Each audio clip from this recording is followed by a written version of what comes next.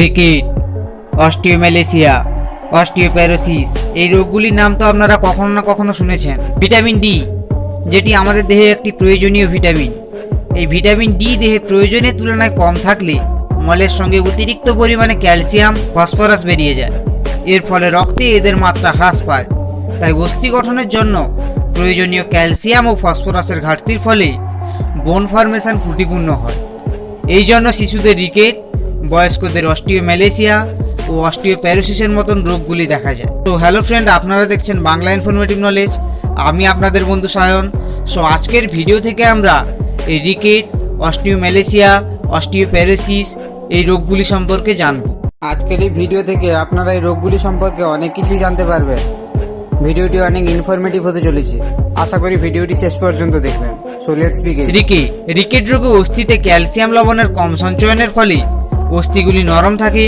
এর ফলে লম্বা অস্থিগুলি দেহের ভারে মেকে যায়। ত্রুটিপূর্ণ অস্থি গঠনের জন্য চেস্ট এবং পেলভিস সঠিকভাবে গঠিত হয় না। তাছাড়া মেরুদণ্ডের বক্রতা ঘটে। এই রোগটি শিশুদের ক্ষেত্রেই দেখা যায়। শিশুদের 6 থেকে 18 মাস বয়সে অস্থি কঙ্কাল গঠনের সময় এই রিকেট রোগটি দেখা যায়। রিকেটের সময় মাথার তালু এবং পেছনের দিকের হাড় জোড় না লাগায় ওই স্থান আঙুলে চাপলে শক্ত হাড় অনুভূত হয় না, প্লাস্টিকের মতো একটি পাতলা পর্দার অনুভূত হয়।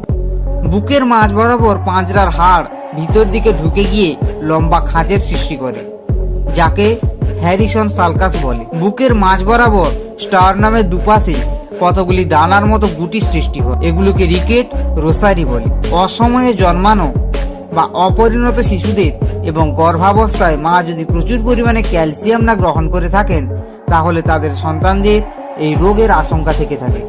তাছাড়া যথেষ্ট পরিমাণে সূর্যালোকের অভাব এই রোগের অন্যতম কারণ। রিকেটিক শিশুদের দাঁতের গঠন ব্যাহত হয় এবং দাঁত উঠতে বিলম্ব হয়। প্যারাথাইরয়েড গ্রন্থির কার্যকারিতা বৃদ্ধি পায়। অস্টিওম্যালেসিয়া, ভিটামিন ডি এর স্বল্পতা এবং খাদ্যে ক্যালসিয়াম লবণের অভাব ঘটলে বয়স্কদের অস্টিওম্যালেসিয়া রোগ হয়। সাধারণত বয়স্ক মহিলারা এই রোগে বেশি আক্রান্ত হন। অনেক সময় গর্ভবতী নারীদের খাদ্যে যথেষ্ট পরিমাণে ক্যালসিয়ামের অভাব হলে এই রোগ সাময়িকভাবে দেখা যায়। এই রোগে অস্থিতে, মেরুদণ্ডে ও পেলভিসে প্রচুর পেইন হয় এবং অস্থিগুলি শীর্ণ, বক্র ও ভঙ্গুর হয়ে পড়ে। এই রোগে দেহের বিভিন্ন হাড়ে পেইন হয় এবং ওই ব্যথা কখনো না কখনো তীব্র আকারে দেখা যায়। ব্যথা প্রায় সবসময় থাকে। এই রোগের এটি প্রধান লক্ষণ। এই রোগকে বয়স্কদের রিকেট বলা হয়। অস্টিওপ্যারোসিস, এই রোগে হাড় দুর্বল ও ভঙ্গুর হয় এবং সামান্য আঘাতেই ভেঙে যায়। সামান্য আঘাতের ফলে হাড়ে ফাটল দেখা যায়। এটি বৃদ্ধদের রোগ। পুরুষদের তুলনায় মহিলাদের এই রোগ বেশি দেখা যায়। সাধারণত 40 বছর বয়সের পরে যখন ঋতুস্রাব বন্ধ হয়ে যায়, তখনই মেয়েদের মধ্যে এই রোগটি দেখা যায়। অস্টিওম্যালেসিয়ার মতো এই রোগে রক্তে ক্যালসিয়াম ও ফসফরাসের পরিমাণ হ্রাস পায় না এবং ভিটামিন ডি খাওয়ালে এই রোগ থেকে মুক্তি পাওয়া যায় না। এই সমস্ত রোগগুলি থেকে মুক্তি পাওয়ার জন্য আমাদের ভিটামিন ডি প্রচুর পরিমাণে গ্রহণ করতে হবে। যদিও ভিটামিন ডির কোনো উদ্ভিজ্জ উৎস নেই বললেই চলে, তবে কোনো উদ্ভিজ্জ তেলে এই ভিটামিন ডি পাওয়া যায়। কিন্তু ভিটামিন ডির প্রাণীজ উৎস রয়েছে, যেমন বিভিন্ন সামুদ্রিক মাছের যকৃৎ মিশ্রিত তেল থেকে ভিটামিন ডি পাওয়া যায়। হ্যালিবেট মাছের লিভারের তেলে ভিটামিন ডি পাওয়া যায়।